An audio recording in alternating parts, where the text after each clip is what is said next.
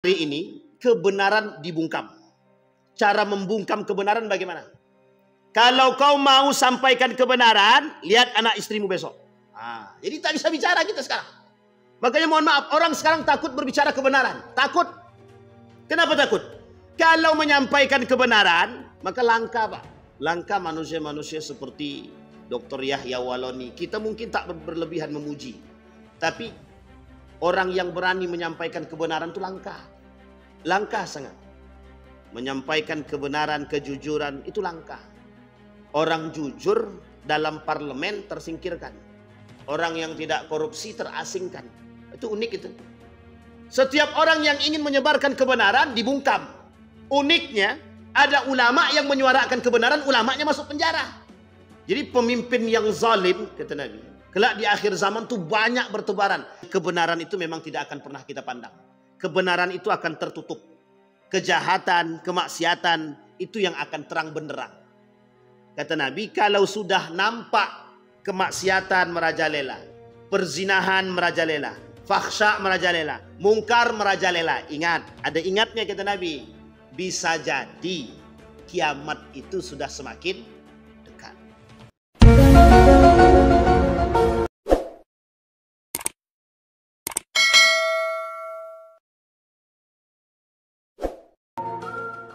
Assalamualaikum warahmatullahi wabarakatuh.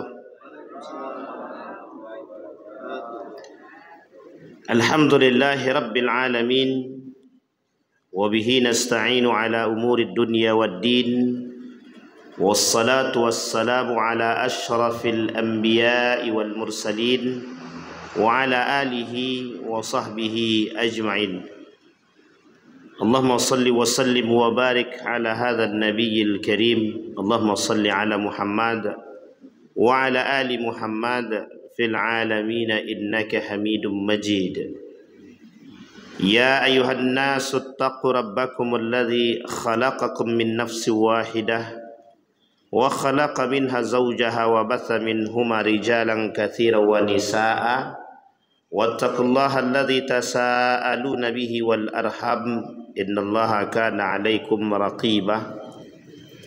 Wa qala Allahu ta'ala ya ayyuhalladzina amanu taqullaha wa qulu qawlan sadida yuslih lakum a'malakum wa yaghfir lakum dhunubakum wa man yuti'illaha wa rasulahu faqad faza fawzan 'azima.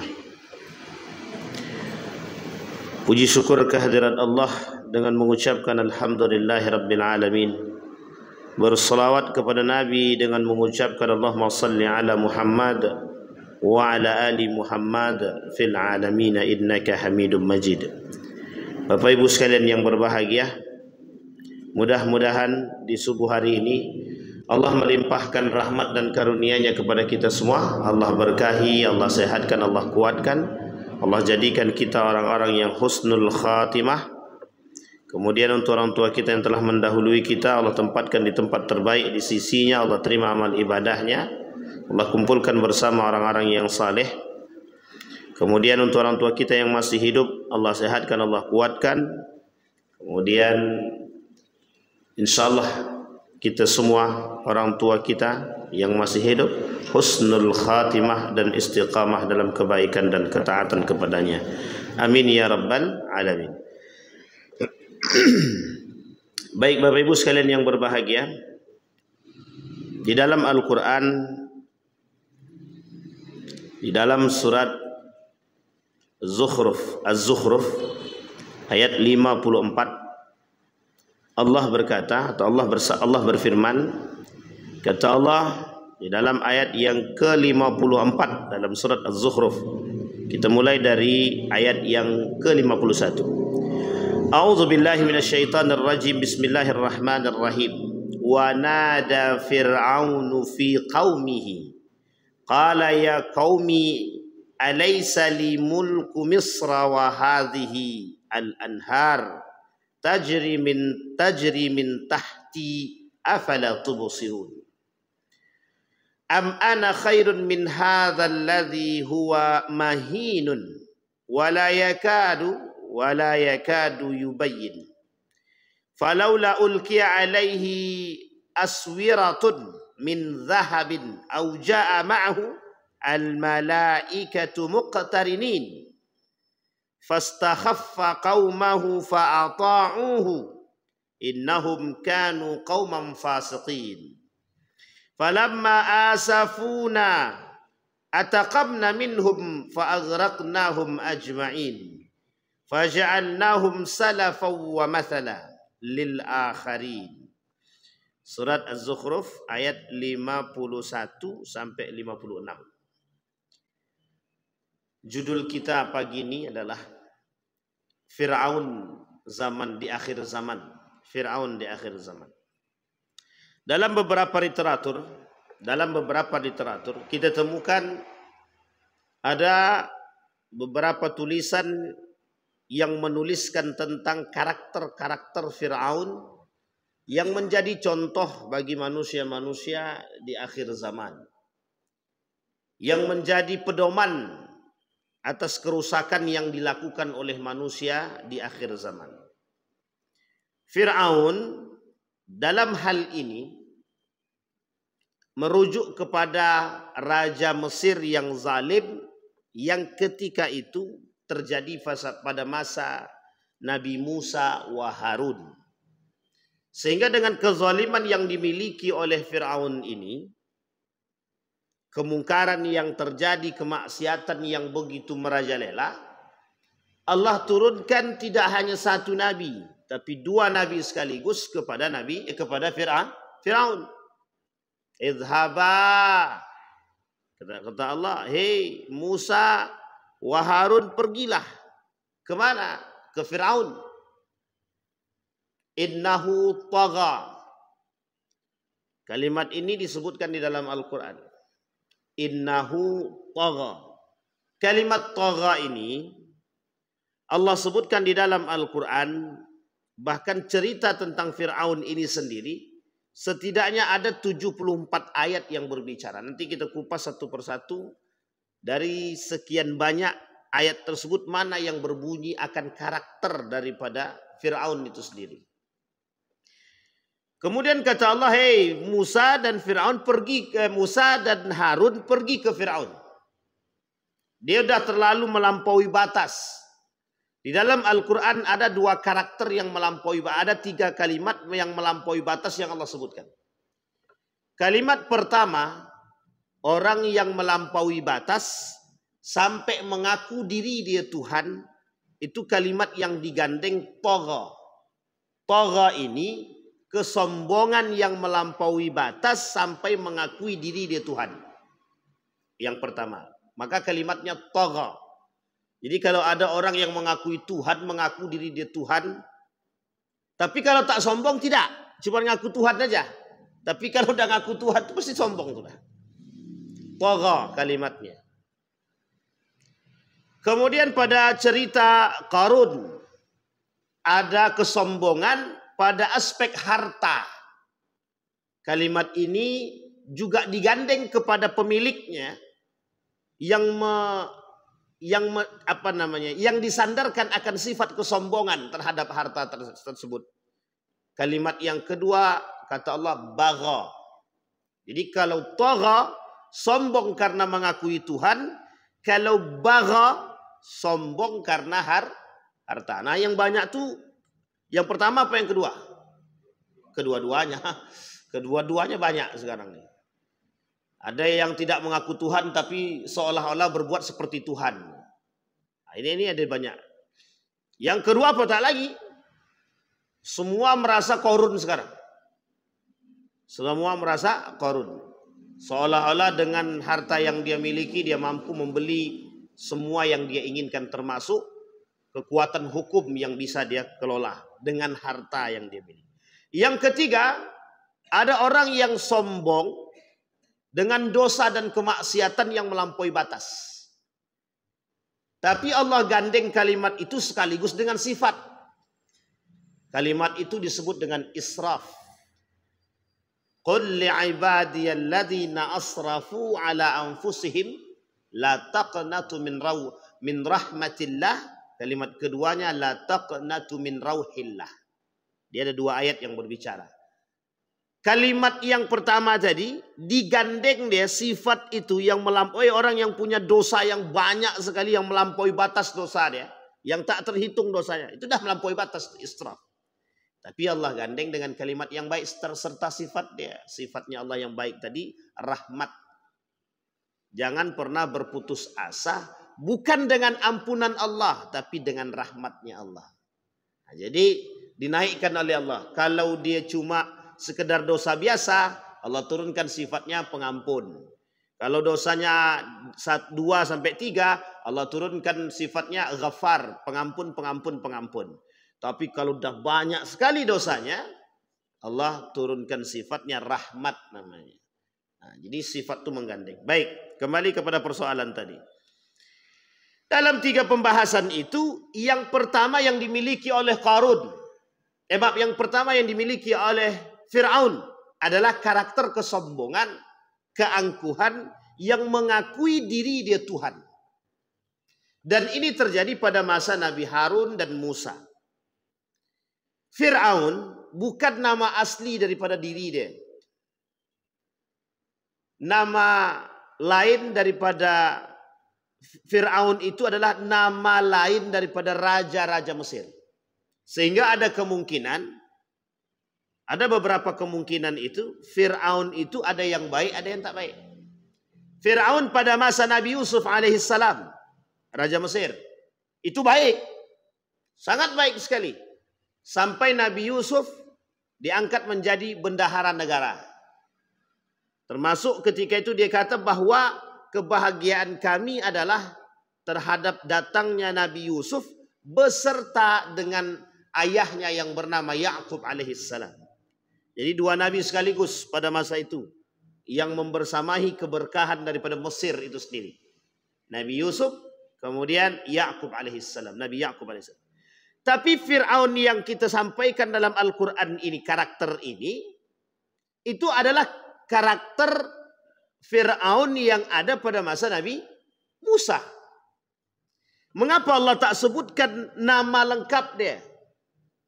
Karena karakter ini, kata para ulama-ulama Al-Quran, ulama-ulama tafsir, penyebutan karakter ini tanpa menyebutkan nama asli, itu menyebutkan bahwa akan terjadi pengulangan kejadian dan karakter itu sendiri. Kita ambil contoh Maryam. Maryam itu melahirkan tanpa suami atau tanpa laki-laki. Tanpa suami apa tanpa laki-laki? Sama aja kan? Suami dan laki-laki. Dia ada perbedaan, ada. Ada perempuan melahirkan tanpa laki-laki atau tanpa suami itu, yang pertama disebabkan married by accident atau memang lahir hamil di luar nikah. Hamil di luar nikah. Tapi kalau Maryam tidak, tanpa disentuh oleh laki-laki. Disebutkan nama dia, kejadiannya Maryam. Maka kejadian ini tidak akan terulang kembali. Tidak akan terulang lagi. Ada enggak yang lahir tanpa disentuh laki-laki? Ada enggak wanita yang hamil tanpa disentuh oleh laki-laki sekarang? Tidak ada. Tapi kalau perempuan hamil tanpa suami, ya, nah, itu yang disebut dengan kejadian itu.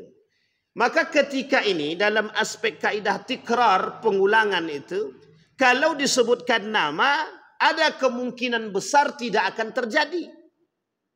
Makanya ketika Ali ditanya, keajaiban ketika Ali bin Abi Thalib ditanya tentang kejadian-kejadian yang lahir tanpa disentuh itu, kemudian ada keajaiban yang terjadi di dalam Islam itu seperti Nabi Isa alaihissalam yang bisa berbicara di waktu masih bayi untuk membuktikan akan kenabian yang diberikan semasa dia bayi. Nabi Muhammad, Nabi pada umur 40 tahun. Nabi Isa ketika kecil, bayi, itu sudah bisa membuktikan kenabian dia melalui lisan dia sendiri ketika terjadi fitnah terhadap ibunda tercinta Maryam. Dan itu disebutkan langsung nama Maryamnya. Maka kejadian ini tidak akan terulang lagi. Tapi kalau seandainya hamil luar nikah kan banyak ya. Itu menjadi sebuah tren sekarang. Jadi trennya Eropa berhubungan badan. Jadi ada seorang wanita punya banyak suami itu biasa. Kalau di Eropa itu biasa. Kenapa? Karena ini sudah menjadi sebuah kebiasaan tradisi. Bukan tradisi tapi menjadi sebuah kebiasaan. Sehingga kalau Bapak Ibu tanya perempuan-perempuan itu sebagian ya. Itu tanya, sudah berapa kali berhubungan badan? Oh sudah tak terhitung, sudah banyak laki-laki. Coba bayangkan. Dan itu mereka bangga biasa-biasa aja itu. Nah itu yang mau diadopsi oleh orang-orang wanita-wanita yang westernisasi di Indonesia ini. Orang wanita-wanita yang tercampur pemikirannya dengan budaya-budaya barat. Jadi seolah-olah, mohon maaf ya Bapak Ibu ya. Meskipun tidak semuanya, tapi sebagian di antara para artis itu coba lihat. Seolah-olah berhubungan badan itu tidak ada dosanya bagi mereka. Biasa aja gitu. Kalau udah jadi seperti itu tuh seolah-olah sudah berapa kali berhubungan badan. Oh, udah tidak terhitung. Jadi bangga dia melakukan perbuatan tersebut tuh bangga. Bezinah tuh bangga.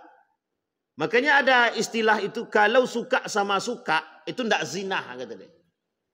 Kalau suka sama suka meskipun tidak nikah itu tidak zina. Yang zina tuh kalau pemerkosaan kata dia. Nah, itu yang merepotkan kita tuh yang seperti itu, pemikiran seperti ini. Nah, Bapak Ibu sekalian yang berbahagia, ini yang kemudian terjadi. Maka kalimat yang sederhana itu disandarkan. Kesombongan Fir'aun pada masa itu sudah mencapai pada puncaknya. Sehingga sengaja Allah tidak sebutkan di dalam Al-Quran nama dia, nama aslinya, untuk mengulang kejadian itu. Dan ternyata itu kejadian terjadi. Seorang Qaddafi yang dianggap Fir'aun oleh sekelompok orang. Dianggap Fir'aun. Kalaulah ada Fir'aun masa dahulu, mesti akan ada Fir'aun yang akan datang. Makanya kenapa nama Fir'aun itu tak disebutkan nama asli, karena akan terjadi pengulangan. Kita lihat karakter dia, karakter Fir'aun yang terjadi di akhir-akhir ini. Salah satu sifat-sifat Fir'aun yang Allah sebutkan di dalam Al-Quran, yang pertama dalam surat Ad-Dukhan, yang artinya begini. Dan sesungguhnya Fir'aun itu benar-benar telah berbuat sewenang-wenang di bumi. Kita lihat dalam surat Ad-Dukhan itu. Sungguh dia adalah orang yang sombong, termasuk orang-orang yang melampaui batas. Ini kalimatnya melampaui batas. Yang Allah sebut tadi, tagha. Kemudian kata Nabi dalam hadisnya, tidak akan masuk surga, la yadkhulul jannah man kana fi qalbihi kibrun. Di dalam hati dia ada kesombongan, itu tidak mungkin masuk surga. Sekecil apapun kesombongannya, dalam hati dia tidak akan masuk surga. Nah, kalimat yang pertama, sifat daripada Fir'aun itu adalah congkak. Congkak, angkuh. Kita lihat, keangkuhan yang seperti apa yang dimiliki oleh Fir'aun. Melakukan sewenang-wenang di muka bumi ini. Nah, kita konversi keadaan. Ini tidak cocokologi ya, tapi ini konversi keadaan.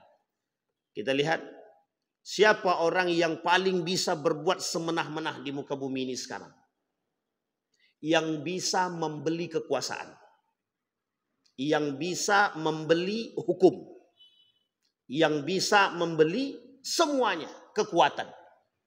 Orang yang sudah bisa membeli kekuatan, orang yang bisa membeli kekuasaan, orang yang bisa membeli hukum, maka dia bisa berbuat semenah-menah dan sewenang-wenang. Siapa mereka? Siapapun yang melakukan itu. Makanya kalau dulu ada bahasa hukum berat sebelah, ini bahasa dahulu, hukum berat sebelah. Berat bagi yang miskin, ringan bagi yang kaya. Jadi ini persoalan. Maka tugas berat betul bagi presiden kita untuk menyeimbangkan hal tersebut. Saya melihat ketika Pak Prabowo menyampaikan persoalan korupsi di salah satu situs resmi Ar-Rahma itu, kata beliau, kami tidak akan pandang bulu. Berarti ada unsur menegakkan keadilan dari berbagai macam aspek. Kita tunggu. Kita tunggu dan kita kita saksikan bersama perkataan itu. Betulkah? Apakah betul hukum itu tidak timpang tindih? Karena orang-orang yang memiliki kekuasaan itu bebas saja dia berbuat sesuka hati dia. Kita ambil contoh kasus-kasus premanisme. Oh, itu kasus-kasus premanisme itu yang merasa sudah kuat itu, ya bebas mereka melakukan apa-apa aja. Mereka rusak sana sini.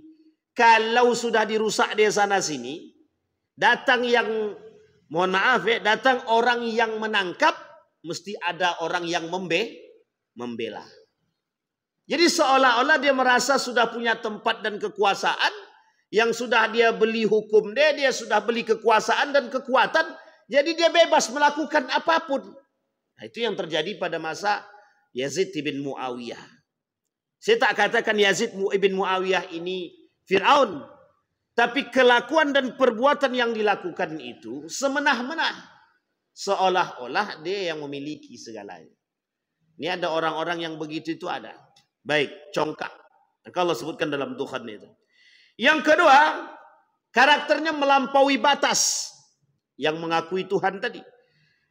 Puncak kesombongan tertinggi itu, kata para ulama, dari karakter daripada Fir'aun itu adalah melampaui batas yang mengaku diri dia Tuhan. Kalau orang sekarang nih, mengakui diri Tuhan mungkin tidak.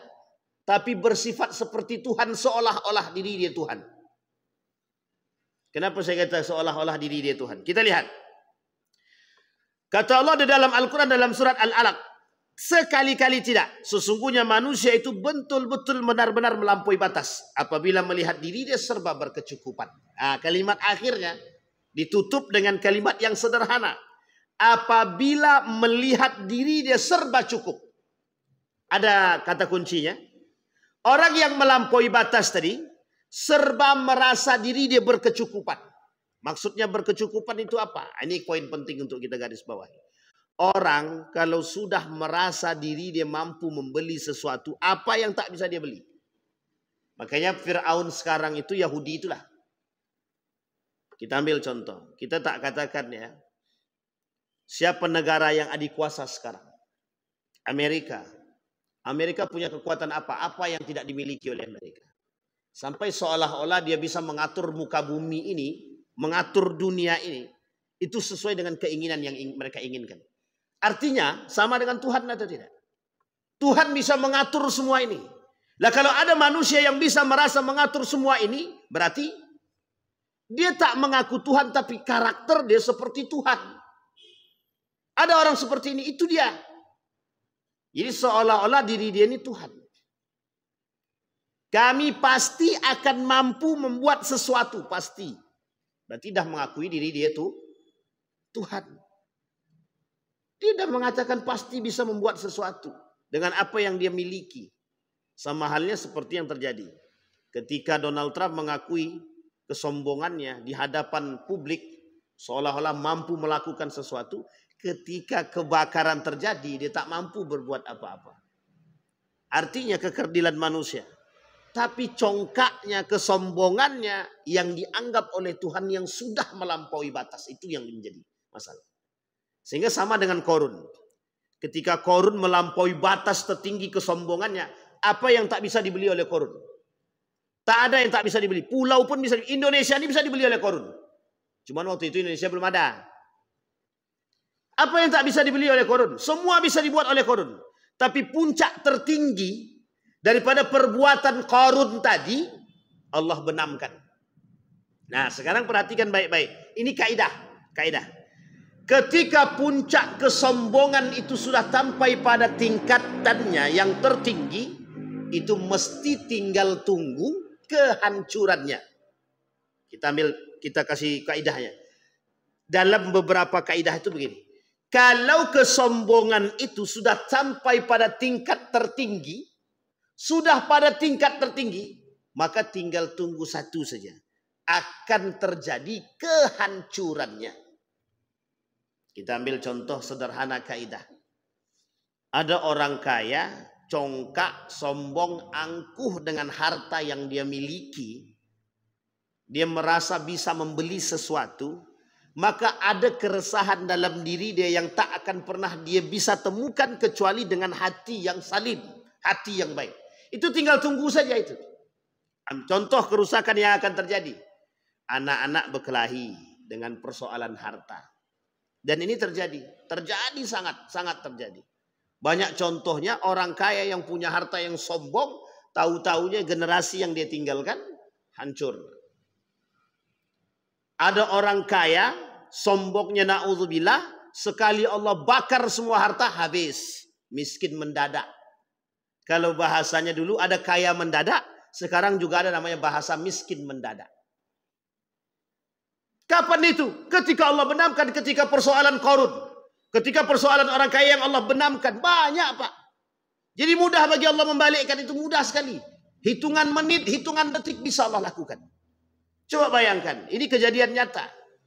Seorang anak yang tidak dididik pada agama dan orang tuanya memiliki kesombongan harta seolah-olah dia punya. Meninggal dia, anak dia berkelahi. Belum dikuburkan mayat ini lagi, anaknya dah berkelahi persoalan harta. Coba bayangkan.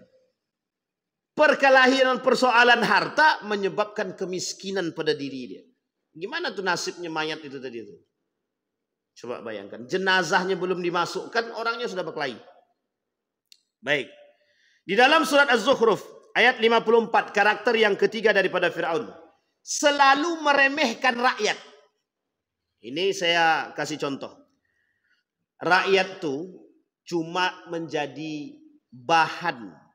Dalam bahasa lain begini, karena Fir'aun ini raja, jadi rakyat itu mau tidak mau wajib ikut kata-kata dia. Fa'ata'u, wajib kalian taat padaku. Kalau tak taat, itu kata Fir'aun. Dia ambillah dua manusia. Yang dua manusia tadi dalam Al-Quran Allah sebutkan, dihadirkan di hadapan Nabi Musa. Kau perhatikan baik-baik, kata dia. Aku bisa menghidupkan dan aku bisa mematikan. Cuma yang tidak ada dalam fikiran Fir'aun ketika itu, menghidupkan yang mati ini tak bisa. Dia ada dua orang, dipanggil dua orang. Kalau kau tak percaya, perhatikan baik-baik. Yang satu dibunuh sama dia, yang satunya lagi dihidupkan. Dalam arti kata dihidupkan, dibiarkan hidup. Cuma yang tak kefikiran oleh Fir'aun ketika ditantang itu, bisa tidak menghidupkan yang tadi sudah mati tadi? Itu tidak bisa dia. Jadi ada celah kelemahannya. Saking sombongnya Fir'aun, dia bilang sama Haman begini. Ya Haman ibn li sarhan la'alli ablughul asbab as-samawat. Kata dia kepada Haman itu, Haman ini asistennya Fir'aun. Fir'aun kepada asisten terbaik ini. Bangunkan aku bangunan yang tinggi sampai ke langit. Aku pengen tahu Tuhannya Musa itu yang mana. Coba bayangkan tuh. Kan waktu itu. Yang menentang Tuhan. Mana Tuhan tuh? Kata sebagian orang. Mana Tuhan? Tengoklah, perhatikan baik-baik. Kami sedang berzinah nih. Coba bayangkan. Sama persoalan yang sekarang terjadi. Memang tidak Fir'aun tapi karakternya sama-sama saja. Apa kata dia? Wahai manusia, perhatikan kami sekarang sedang di neraka, kata dia. Di sini tidak panas-panas betul kok. Jadi yang punya banyak maksiat di bumi, datang, ayo kalian yang punya banyak maksiat nanti bareng dengan kami ya di neraka. Insya Allah mereka di neraka itu. Insya Allah mereka di neraka itu. Sampai mereka bertobat kepada Allah. Jadi seolah-olah ada orang-orang yang menentang Tuhan dengan demikian. Sama seperbuatannya Qarun begitu, Fir'aun begitu. Tolong bangunkan aku bangunan yang tinggi, aku pengen lihat Tuhannya Musa. Mengapa Nabi mengatakan melarang bangunan yang tinggi itu? Kenapa Nabi katakan tanda akhir zaman itu adalah ketika melihat bangunan yang tinggi lebih tinggi daripada menara masjid. Itu sebenarnya bahasa kiasan, Pak. Apa maksudnya? Congkaknya manusia kelak itu akan berada lebih tinggi daripada Tuhan. Congkak dan kesombongan manusia seolah-olah mampu berbuat sesuatu. Maka mohon maaf Bapak Ibu, kita lihat sekarang perkembangan teknologi itu sangat-sangat canggih. ada batasnya. Sesuatu itu pasti ada batasnya. Nanti batas tertinggi hancur itu semuanya Allah matikan. Uniknya ketika semua listrik ini mati, satu pun daripada alat elektronik itu tak ada yang mampu berkomunikasi. Tak ada satu pun. Kita ambil contoh, mati lampu, siapa yang stres? Semua stres. Sampai bingung tukang PLN itu mau kemana dulu. Itu semua hampir gila tuh Pak. Menjadi sebuah kebutuhan yang tidak bisa ditinggalkan. Bayangkan. Itu kebutuhan yang sangat terikat hari ini. Zaman dulu lampu itu tak ada. Yang ada lampu strongking. Coba lampu strongking. Orang buat pakai korek api hidup selesai. Bisa hidup dia bisa. Bisa tidur bisa. Orang sekarang tidur harus pakai lampu, ada AC, ada kipas. Dulu orang ngipas badan tuh pakai tangannya, Pak. Anak dia tidur. Sekarang enggak. AC, Mak. Tak sanggup, tak bisa tidur. Frustasi orang tua. Langsung stres. Aduh, stres. Itu baru tak punya lampu. Sengaja hari ini manusia berkebutuhan. Sangat butuh kepada teknologi, cahaya, matahari, segala macam. Dibuat pertumbuhan yang sedemikian rupa. Pada puncaknya Allah matikan semua. Disitulah akan kelihatan mana yang beriman, mana yang gila. Mana yang betul-betul beriman dan mana yang tidak. Orang beriman tidak akan pernah gila dengan hal tersebut. Karena dia tahu mana dasar dia, mana kembali dia, harus kemana arah dia. Tapi sekarang kita lihat begitulah keadaan manusia sekarang. Maka tak salah ketika kondisi hari ini itu sangat-sangat membuat kita khawatir dengan keadaan yang akan datang. Yang beriman, ingat kalimatnya, yang beriman. Kembali kepada poin tadi. Apa kata Allah dalam Al-Quran surat Az-Zukhruf ayat 54? Maka Fir'aun dengan perkataan itu telah mempengaruhi kaumnya. Fir'aun dengan perkataan tersebut telah mempengaruhi kaumnya. Kita lihat. Fastakhaffa qaumahu fa'ata'u innahum kanu qauman fasiqin. Falamma asafuna intaqamna minhum fa'aghraqnahum ajma'in faja'alnahum salafan wa mathalan lil akharin. Kami jadikan persoalan Fir'aun ini, kata Allah, itu contoh bagi orang-orang terdahulu. Bagi orang-orang yang akan datang. Katanya. Apa contohnya? Cara Fir'aun menakut-nakuti masyarakatnya bagaimana? Kata Fir'aun begini. Kalau kalian tidak taat padaku, siapapun kalian akan aku bakar, akan aku hukum, dan lain sebagainya. Nah, sekarang kita konversi. Pada masa siapa kita pernah terjadi yang merasa takut, tak aman? Pada masa siapa? Dulu pada masa Soeharto itu, kalau kita protes tembak mati. Itu pada masa Soeharto. Yang demo tembak, yang protes tembak. Jadi tak ada kebebasan berbicara. Uniknya ketika kebebasan dibuka, itu juga melampaui batas kadang, tak sadar diri. Orang yang diberikan kebebasan berbicara sesuka hati, sekehendak perut dia. Tapi ketika tidak ada kebebasan, seolah-olah terjadi sewenang-wenangan. Sekarang kita kembalikan. Hari ini kebenaran dibungkam. Cara membungkam kebenaran bagaimana? Kalau kau mau sampaikan kebenaran, lihat anak istrimu besok. Jadi tak bisa bicara kita sekarang. Makanya mohon maaf, orang sekarang takut berbicara kebenaran. Takut. Kenapa takut? Kalau menyampaikan kebenaran, maka langka, Pak. Langka manusia-manusia seperti Dr. Yahya Waloni. Kita mungkin tak berlebihan memuji. Tapi orang yang berani menyampaikan kebenaran itu langka. Langka sangat. Menyampaikan kebenaran, kejujuran itu langka. Orang jujur dalam parlemen tersingkirkan. Orang yang tidak korupsi terasingkan. Itu unik itu. Dulu pernah terjadi. Saya tak sebutkan itu. Bapak Ibu kalau mau lihat itu banyak ada cerita ini. Itu ada dalam buku Indonesian X-File. Ini pernah saya sering sampaikan. Kapan waktu saya bawa buku itu. 2 buku itu Indonesian X-File judulnya. Di dalam buku itu banyak kebenaran-kebenaran yang tidak terungkap. Jadi dulu ada kasus pemerkosaan seorang wanita. Wanita ini perempuan desa di salah satu daerah di Indonesia ini. Jadi pemerkosaan itu sudah lama. Ternyata yang memperkosa adalah anak dari, ya kita anggap bangsawan lah. Anak dari bangsawan. Itu keluar beritanya Pak di koran. Ketika keluar beritanya di media cetak, hari itu juga dikeluarkan dengan media yang sama. Diprotes, yang protes mereka karena mereka punya duit dan kekuasaan, tutup, tidak boleh. Akhirnya berita itu tidak muncul lagi. Sampai hari ini pemerkosa itu tidak tahu siapa, maksudnya tidak ada keadilan bagi perempuan tersebut. Saya pernah baca cerita itu dan saya tahu betul waktu itu kami pernah tinggal di daerah tersebut. Ini di Jawa kasusnya Pak, di Jawa. Itu pernah terjadi. Dan itu diceritakan oleh orang-orang terdahulu, pernah tahu terjadi itu. Kalau anak penguasa melakukan kesalahan, itu orang takut itu sudah. Kalau aku tidak hukum dia, maka aku berdosa. Tapi kalau aku hukum dia, aku pasti tersingkirkan. Pilih mana? Kalau kuat iman, kalau dia kuat iman, mesti dihukum. Meskipun dia, karena dia takut dosa. Tapi karena tidak kuat iman, daripada aku dimutasi, ya biarkan aja lah, kata dia. Sampai sini paham maksud ini Pak? Ini bahasa ilustrasi Pak.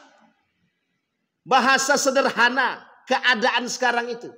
Takut akan terjadi sesuatu pada diri dia, tak berani menghakimi orang yang bermasalah. Makanya kasus korupsi kita nih, rumitnya bukan main. Sebenarnya bukan rumit. Karena yang kena itu banyak. Dan yang banyak itu rata-rata penguasa semua kan. Itu yang ditakutkan itu. Jadi kalau aku usut, masalah. Kalau tak aku usut, dosa. Sekarang mau yang mana? Takut mana? Takut Tuhan apa takut manusia? Sekarang kita lihat. Takut Tuhan apa takut manusia? Seolah-olah manusia hari ini adalah, penguasa hari ini seolah-olah adalah Fir'aun. Makanya tidak berlebihan kalau kita kata Fir'aun akhir zaman. Fir'aun akhir zaman itu tidak berlebihan, tidak. Karena banyak nanti di akhir zaman itu yang lebih parah daripada itu. Nabi katakan kelak di akhir zaman itu penguasa yang zalim itu akan banyak bertebaran. Memang begitu keadaannya. Lah sekarang contohnya sudah banyak, sudah. Setiap orang yang ingin menyebarkan kebenaran dibungkam. Uniknya ada ulama yang menyuarakan kebenaran, ulamanya masuk penjara. Coba bayangkan. Pada masa siapa? Tidak usah kita keluar negeri Pak, di tempat kita. Buya Hamka. Buya Hamka itu dimasukkan ke mana? Ke penjara. Hanya karena membela kebenaran. Tak sejalan dengan pemerintah dimasukkan ke dalam penjara. Uniknya meninggal dia yang sholatkan Buya Hamka. Nah, tapi untung Buya Hamka tidak punya dendam. Jadi memang keadaan Pak. Itu memang keadaan begitu. Jadi pemimpin yang zalim, kata Nabi, kelak di akhir zaman itu banyak bertebaran. Kalau pemimpin yang zalim ini sudah merajalela, nanti akan sampai pada puncaknya. Coba bayangkan, satu pemimpin yang zalim di Indonesia, misalkan, bukan di Indonesia, kita anggap di beberapa tempat itu ada pemimpin zalim.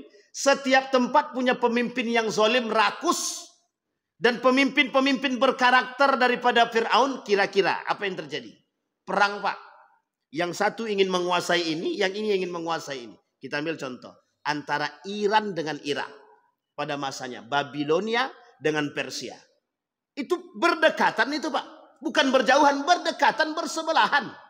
Irak dengan Iran. Babilonia dengan Persia. Yang memiliki kekuatan pada masanya. Itu saling ingin menguasai.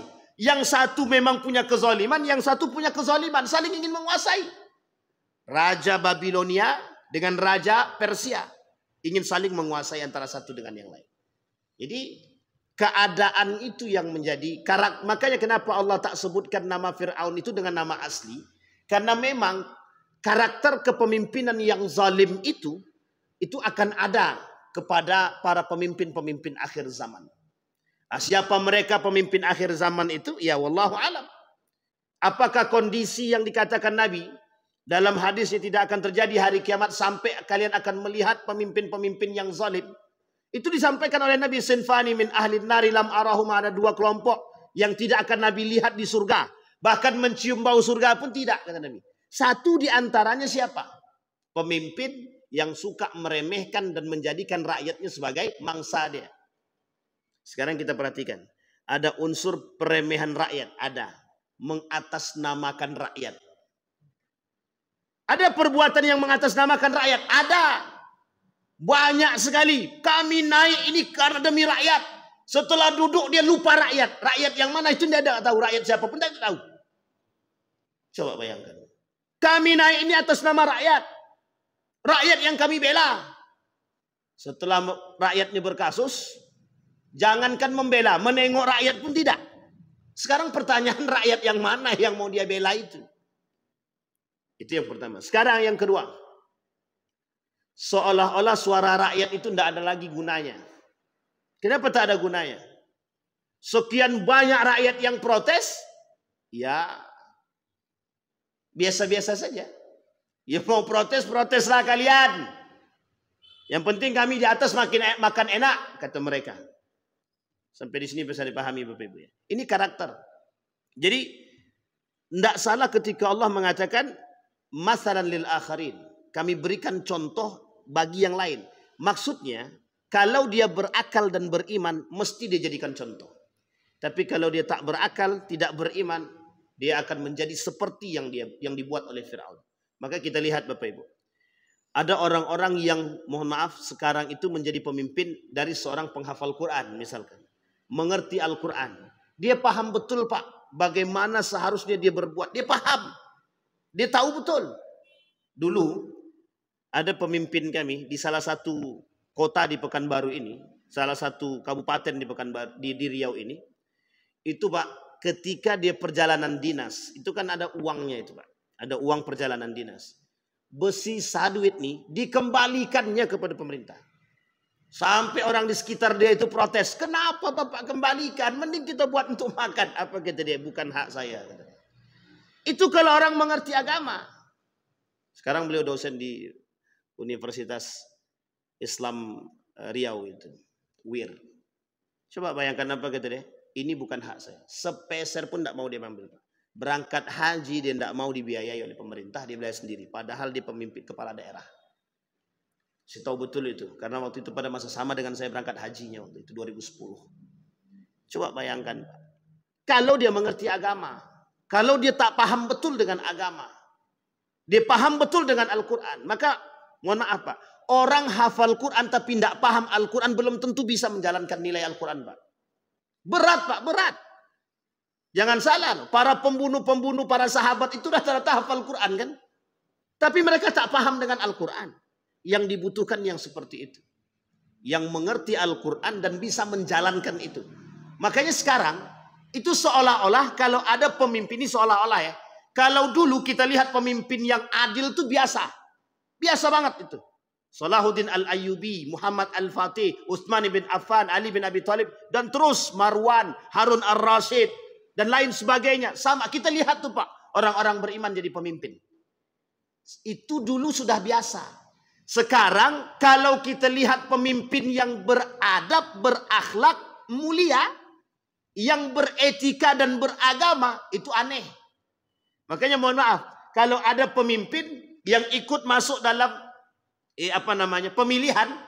Dia udah orang alim hafal Quran. Ngapain sih ikut jadi calon-calon pemimpin? Udahlah, cukup aja dia bangun pondok jadi orang alim. Coba bayangkan, begitu pandangan kita sekarang.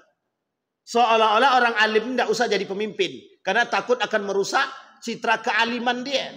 Padahal kalau orang alim ini tak duduk, apa yang terjadi? Inilah yang terjadi sekarang. Apa yang terjadi sekarang? Sesuka hati mereka. Yang menjadi pemimpin itu bukan mereka, nafsu mereka. Jadi sampai di sini bisa dipahami ya Bapak Ibu ya.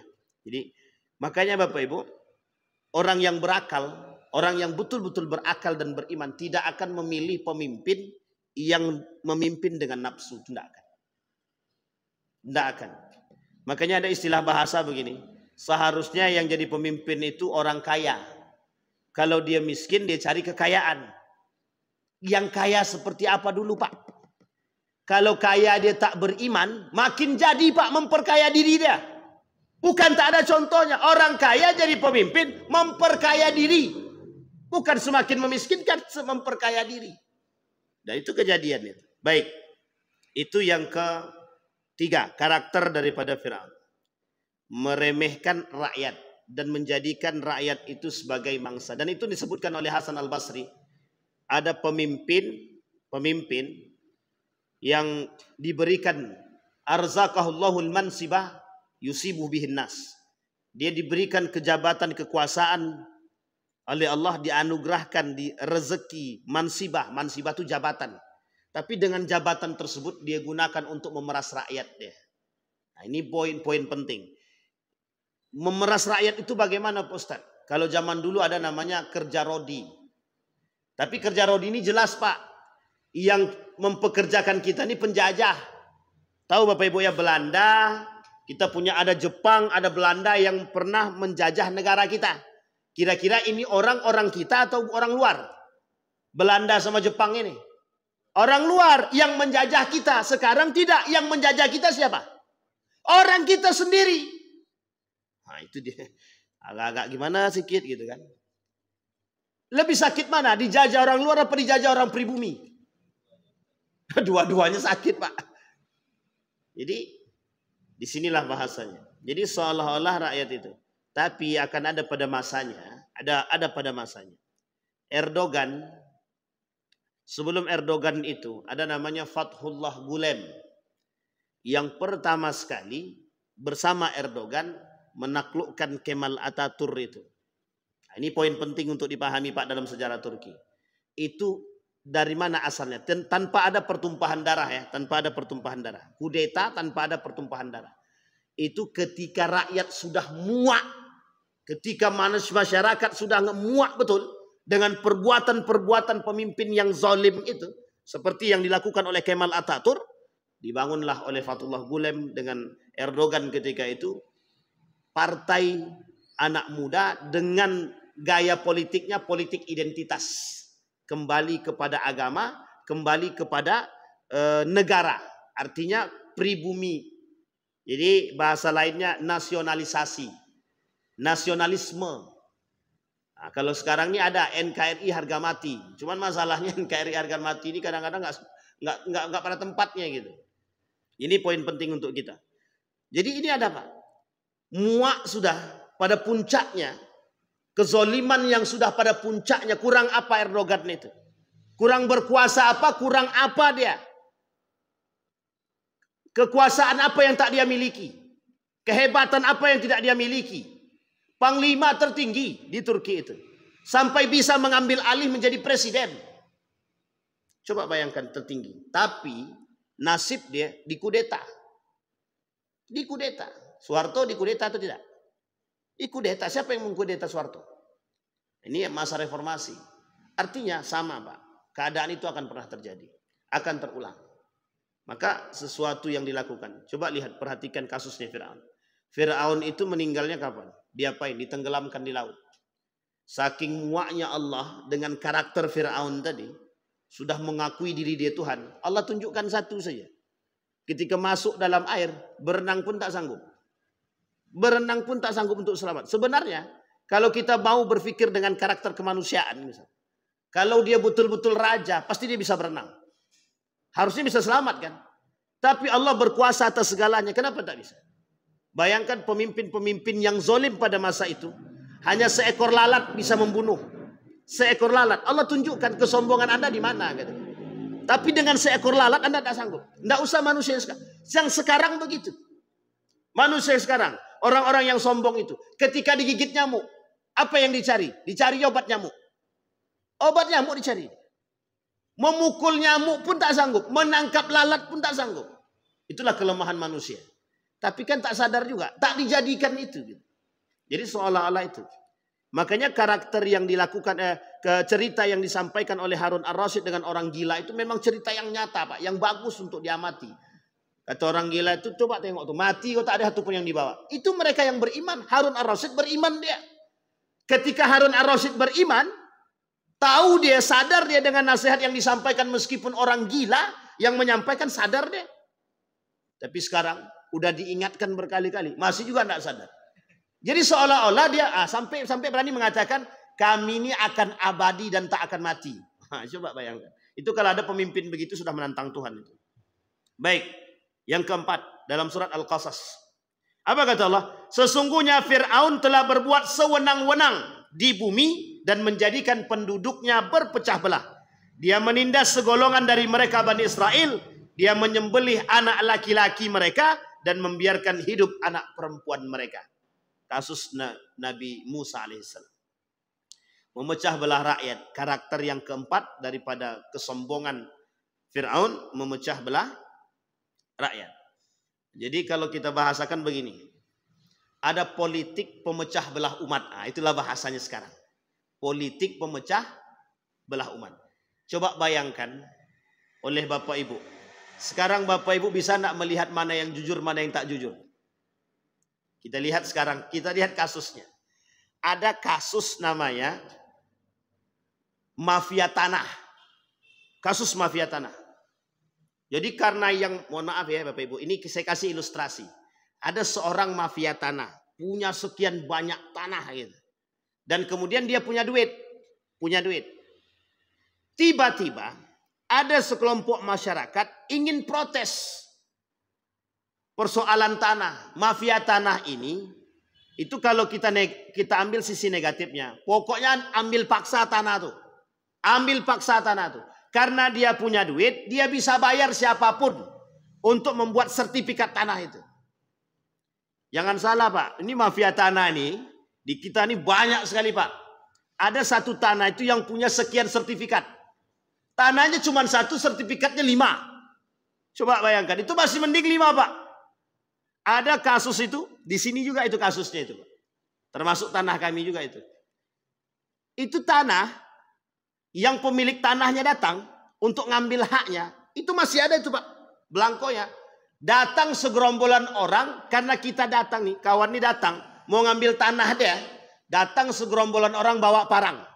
Jangan coba-coba kau ambil tanah, ini tanah-tanah kami. Coba bayangkan. Jangan, itu bukan Fir'aun lagi, Fir'aun banget itu Pak. Makanya mohon maaf, kasus orang-orang yang kemudian mengkapling laut dan langit itu lebih parah daripada Fir'aun itu. Lebih parah daripada Fir'aun itu. Yang dikapling itu laut. Laut aja bisa dikapling Pak. Apalagi tanah ini. Uniknya begitu.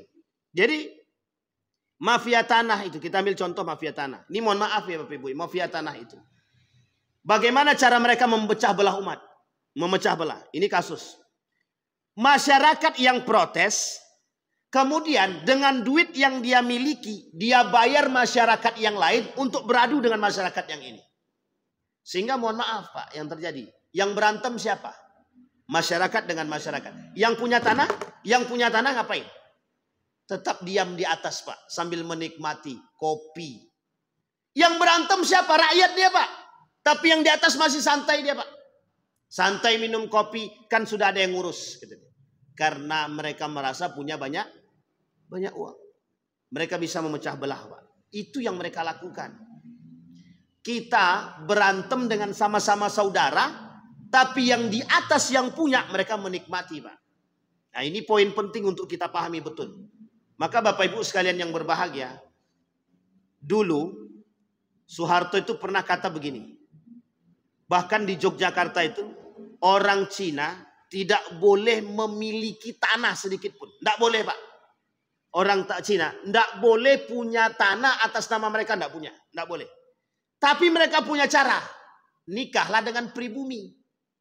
Sehingga bisa membeli tanah atas nama pribumi. Jangan salah. Strategi dan itulah politik itu begitu Pak. Jadi strategi harus ada cara yang cemerlang. Sehingga mohon maaf Pak. Yang di atas. Orang-orang yang berkuasa dengan duit mereka sekarang. Mereka punya duit tuh. Kan begitu, duitnya banyak. Masalahnya. Yang berantem siapa? Yang tak punya duit. Yang tak punya duit. Sehingga mohon maaf dengan bahasa kami butuh duit. Jadi apapun yang mereka minta kami lakukan. Lawannya siapa? Saudara sendiri. Lawannya saudara sendiri. Nah, ini poin penting Pak. Untuk kita pahami. Karakter-karakter yang dilakukan oleh, mohon maaf ya. Karakter yang dilakukan oleh manusia sekarang itu sebenarnya sudah dilakukan oleh Fir'aun pada masanya. Jadi karakter-karakter yang sekarang yang kita tampak, kezoliman, kebrutalan, kemungkaran, kemaksiatan, itu sudah pernah dilakukan oleh Fir'aun pada masanya. Pemecah belah umat, itu sudah pada masanya begitu memang. Jadi strategi untuk mengamankan pemilik hak kita itu dengan membeli suara orang. Sampai di sini bisa dipahami Bapak Ibu? Itu yang keempat. Yang kelima, Fir'aun itu dalam surat Ghafir, Fir'aun berkata, aku hanya mengemukakan kepadamu apa yang aku pandang baik. Fir'aun tidak pernah mau mendengarkan pendapat siapapun. Ini bahasa lainnya otoriter. Otoriter. Sekarang siapa yang pada masanya otoriter? Pemimpin mana yang otoriter? Bapak Ibu tahu pemimpin mana yang otoriter? Pada masa siapa? Siapa Bu? Oh ibu-ibu tuh mau bilang Soeharto, tapi agak ragu sedikit. Kemal Ataturk, Soeharto, Fir'aun, pada masanya begitu memang. Yang protes tak bisa. Tak ada yang bisa menyampaikan pendapat. Pendapat-pendapat itu seolah-olah tidak benar. Kenapa tidak benar? Karena yang benar adalah pendapat diri dia sendiri. Jadi kalau ada manusia yang suka menganggap pendapat dia lebih baik, berarti Fir'aun kecil. Ya, ada orang sekarang yang tak mau mendengarkan pendapat orang lain, berarti Fir'aun dia itu. Ya mungkin bukan Fir'aun yang sesungguhnya, tapi karakter Fir'aun dia miliki itu. Baik, ini banyak nih Pak, ada 16 karakter. Kalau kita sampaikan semua, ini bisa sampai jam 9 pagi nih. Jadi kita sampaikan sebagian saja. Nanti kita sambung dengan kita tutup insya Allah di pertemuan selanjutnya. Nanti kita tutup dengan bagaimana keadaan Fir'aun yang sekarang. Baik, apa kata para ulama?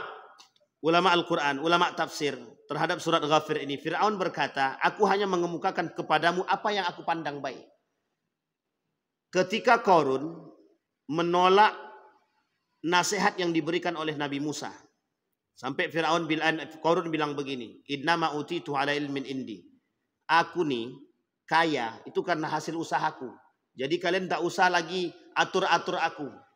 Ini sama dengan bahasa yang tadi sebenarnya. Tidak ada pendapat satupun yang bisa diterima oleh Fir'aun. Kenapa? Karena menurut Fir'aun aku ini sudah Tuhan. Kalau orang sudah mengaku Tuhan, dia tidak butuh lagi pendapat yang lain, itu tidak butuh. Pendapat yang paling benar adalah pendapat diri dia. Sekalipun pendapat orang lain benar, maka semua orang akan membenarkan pendapat yang dia salah, yang dia anggap benar meskipun salah. Nah, sekarang kalau kita lihat ciri khas seperti itu, ya kalau ada manusia yang menganggap pendapat dia lebih baik dan tak menerima pendapat yang lain, ya bisa jadi mungkin bagian daripada Fir'aun. Tapi kalau pendapat dia benar, itu tidak ada masalah. Tapi ada pendapat dia salah, tapi dia tak mau menerima pendapat yang benar dari yang lain, nah itu yang disebut dengan Fir'aun tadi itu di situ. Banyak apa tidak yang begitu? Nah, itu pandai-pandai Bapak Ibu lah menilai. Banyak apa tidak itu? Yang keenam, yang terakhir. Yang keenam, menjauhkan masyarakat daripada kebenaran. Nah, ini poin penting Pak. Menjauhkan masyarakat daripada kebenaran. Na'udzubillah, tsumma na'udzubillah. Semoga pemimpin kita yang hari ini, yang memimpin kita dimanapun, mereka betul-betul sadar akan kebenaran, kejujuran, dan keadilan. Semoga para ulama-ulama kita yang dekat dengan mereka mampu membisikkan mereka atas kesalahan yang mereka buat sehingga dibenarkan oleh para ulama kita. Itu yang kita harapkan Pak. Kenapa? Mohon maaf. Kita takut kebenaran itu oleh manusia hari ini sesuatu yang tabu. Kalau kejahatan yang tabu pada masanya sudah pernah kita rasakan. Jadi bohong itu tabu, bezinah itu tabu, khamar itu tabu. Yang kita takutkan sekarang, kebenaran itu yang tabu. Paham maksudnya Bapak Ibu? Kebenaran itu yang tabu. Jadi maksiat biasa, tidak maksiat itu tabu. Korupsi itu biasa, tidak korupsi itu tabu. Jujur itu tabu, bohong itu biasa. Khamar itu biasa, yang tidak minum khamar itu tabu. Judi itu biasa, yang tidak berjudi itu tabu. Sampai di sini bisa dipahami ya Bapak Ibu ya. Yang kita takutkan yang seperti ini. Membungkam kebenaran, sehingga kelak kebenaran yang dibungkam ini mohon maaf ilustrasinya begini. Jadi ada kebenaran yang tidak boleh diungkap. Kalau kebenaran ini diungkap, maka orang yang mengungkap kebenaran ini hilang, dibunuh. Misal contoh. Artinya ketika ada manusia yang mengungkapkan kebenaran, maka akan dibunuh atau akan dieksekusi atau apa terserahlah. Dengan kondisi seperti ini menakut-nakuti masyarakat agar tidak berkata benar. Sehingga ketika banyak masyarakat terbungkam dengan kebenaran, secara sendirinya kebenaran itu tertutupi. Sampai di sini paham, Bapak Ibu? Ini ilustrasinya begitu. Awalnya dibungkam dulu, ditakut-takuti dengan ancaman. Kalau sudah begitu, kelak dia akan secara sederhana, secara kesendiriannya tertutup. Kenapa? Orang sudah takut mengungkapkan kebenaran. Kalau diungkapkan takut dihukum. Kalau tidak diungkap, dia tanam. Udahlah, diam aja lah dalam diri. Tak usah ikut-ikutan. Paling begitu kita, Pak. Sehingga mohon maaf. Kebenaran akan mengungkapkan kebenaran itu menjadi sesuatu hal yang tabu. Dan itu mohon maaf Bapak Ibu, mohon maaf. Sudah pernah kita rasakan. Bahkan sampai hari ini tidak seutuhnya banyak yang berani mengungkapkan kebenaran.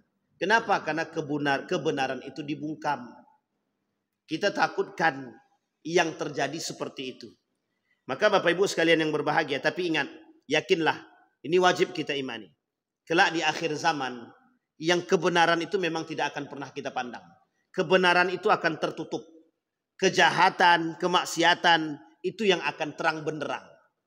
Jadi kalau sudah nampak itu pada puncaknya, mohon maaf ya. Jadi memang, kenapa yang sekarang kita lihat itu kemaksiatan, kemungkaran kok merajalela? Kata Nabi, kalau sudah nampak kemaksiatan merajalela, perzinahan merajalela, fahsya merajalela, mungkar merajalela. Ingat, ada ingatnya kata Nabi. Bisa jadi kiamat itu sudah semakin dekat. Karena pada puncaknya Pak, kalau sudah sampai pada puncaknya, maka akan terjadi semua akan dihancurkan oleh Allah. Kita ambil contoh kasus Nabi Lut. Kasus Nabi Lut. Bukan Nabi Lutnya, tapi pengikut Nabi Lut. Sebenarnya juga bukan pengikut Nabi Lut. Kenapa? Karena mereka tak mau mengikuti yang disampaikan oleh Nabi atau kaum Nabi Lut. Orang-orang yang homo, lesbi. Sekarang perhatikan, kalau kita tak sanggup mengatasi persoalan gay, lesbi, kelak mereka akan ramai secara sendirinya. Lah kalau sudah ramai para pelaku kemaksiatan begini ngapain? Apa yang akan Allah turunkan? Azab dan laknat. Oke, kita berharap kepada para pemimpin agar betul-betul serius dalam mengurusi karena memang harus betul-betul diatasi. Masjid punya peran, pemimpin punya peran, anggota dewan punya peran, wali kota punya peran. Semua punya peran, bupati punya peran, polisi punya peran, tentara punya peran, semua.